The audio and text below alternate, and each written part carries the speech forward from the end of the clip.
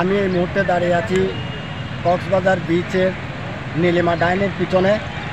এই যে আপনারা দেখতে পাচ্ছেন নীলিমা ডাইন অবৈধভাবে জায়গা দখল করে ঘেরা দিয়ে রেখেছেন।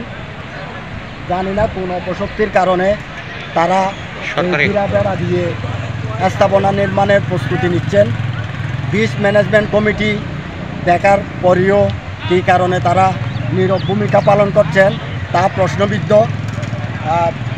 কক্সবাজার পর্যটকদের সৌন্দর্য বৃদ্ধির জন্য যে জায়গাগুলি রয়েছে এই দখলের কারণে এই সৌন্দর্য থেকে বঞ্চিত হচ্ছে কক্সবাজার বিচে আসা সাধারণ পর্যটক থেকে শুরু করে আগত পর্যটকরা। এই বিষয়ে ব্যবস্থা নেওয়ার জন্য বিচ ম্যানেজমেন্ট কমিটি ও জেলা প্রশাসকের দৃষ্টি আকর্ষণ করছেন আগত পর্যটক ও কক্সবাজার জেলার সচেতন মহল। Mohammad Shafiq Hussain, Beach TV, Cox's Bazar.